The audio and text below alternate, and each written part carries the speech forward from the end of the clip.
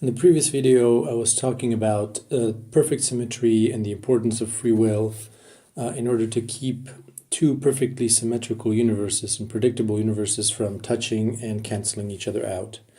I invite you to look at that video because it's very important. Here I just want to do a summary with an illustration to explain how all of this works.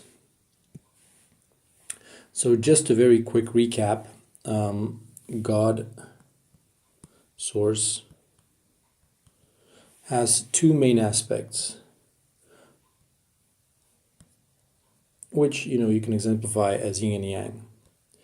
There is source as the void or nothingness, pure nothingness, and the source God as absolutely everything that can ever exist and ever will exist, never existed, and so forth, in the form of vibrations, which then you can give various forms if you want. But essentially it's just vibrations, and then you can give it forms. And there's a switch around between these two infinitely fast, so it's flickering between everything and nothing.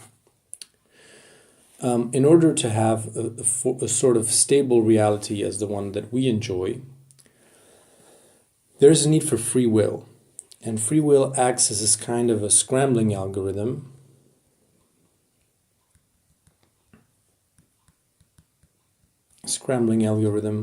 or a point of friction to avoid two perfectly symmetrical universes from touching.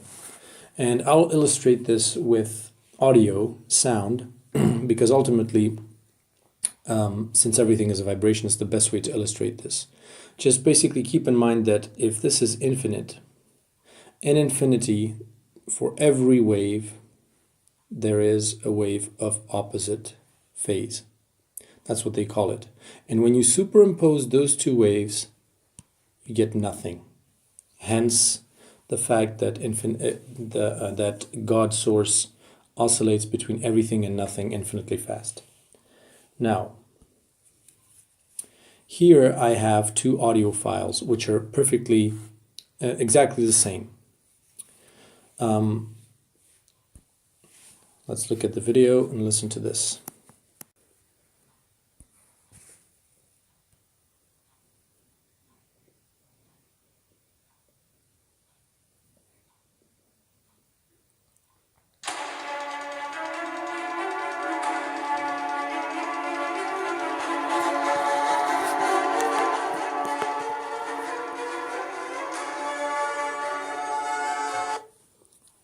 Okay, so you've heard those two audio files, and now I have reversed the polarity in one of the files, in one of the audio files. This means that basically every peak is now a crest and every crest is now a peak, and you'll see what happens to the sound.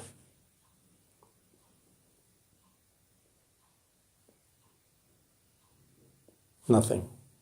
As you can hear, there's absolutely nothing. Notice what I've done there. If you just displace only so slightly the audio file, then it's not synchronized and you can hear the sound again.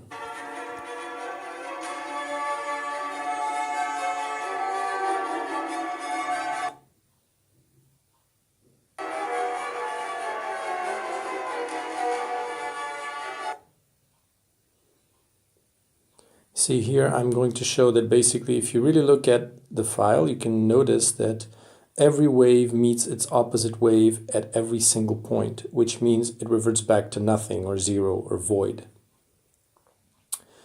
Now, what I'm going to do is I'm going to simulate how our free will works.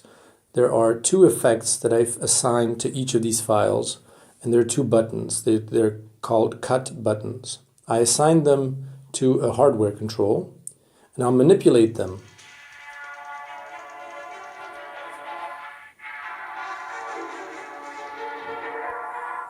Now notice that those two buttons are not synchronized. As I move them left to right in a sort of a random order, you can hear that the sound reappears. Why? Because now I've manipulated the two files so that they're not perfectly the same. It is the same exact process with our free will. we bring in positive energies, we bring in negative energies. We have a 50-50 chance of going either direction.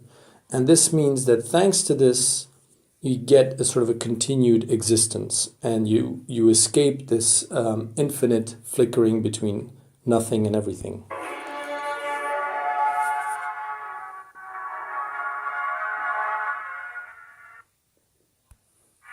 Now what happened there, notice, I've aligned the two buttons so that they're exactly at the same point, and again the sound disappeared because they were synchronized.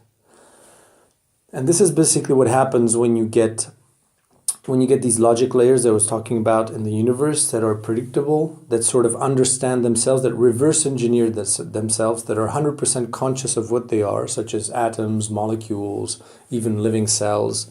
They're perfectly attuned to what they are, and they're fully predictable. They are no more in a sort of in duality and karma. At that point, it's a very dangerous time for the universe, because it may actually just revert back to nothingness.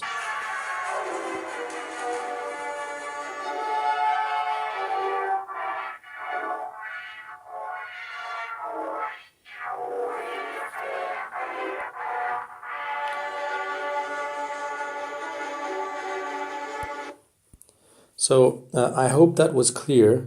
You can see then, therefore, that free will is really an important part in all of this. The same for chaos. The same for seemingly this crazy world that we've created, all of the damage that we've done to nature, all of the terrible things that humanity has done in its history. It served as sort of a greater purpose. If you think about it this way, because by being the chaotic element in the universe, we've permitted the universe to have this illusion of having a continued existence, or navigate through everything that is ever possible. So basically, it's almost, our role is almost like exploring a little part of everything, allowing God's source to experience a part of everything, because we had free will, and because we can experience this without having this instant flickering between everything and nothing.